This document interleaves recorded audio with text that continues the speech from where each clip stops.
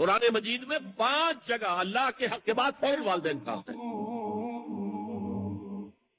وَقَضَىٰ رَبُّكَ أَلَّا تَعْبُدُوا إِلَّا إِيَّاهُ وَبِالْوَالِدَيْنِ إِحْسَانًا، کہ رب نے فیصلہ کر دیا ہے کہ اس کے سوا کسی کی بندگی نہیں کرو گے، اور والدین کے ساتھ نیک سلوک۔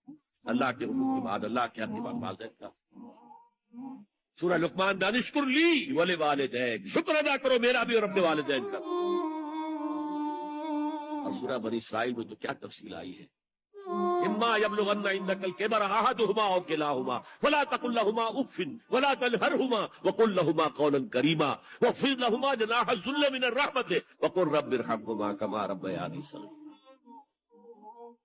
اگر تمہارے والدین میں سے ایک یا دونوں تمہارے پاس بڑھاپے کی عمر کو پہنچ ہی جائے،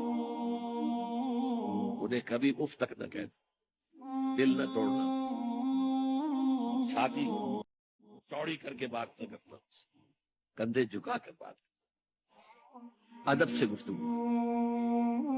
قل لہما قولا کریما واخفض لہما جناح الذل من الرحمہ، اپنے کندھوں کو جھکا کر رکھنا، اور پھر پہ کہنا، اللہ سے دعا کرنا، رب ارحمہما کما ربیانی صغیرا، پروردگار میرے ان والدین پر رحم فرمائیے ہو جیسے کہ انہوں نے مجھے پالا تھا جبکہ میں چھوٹا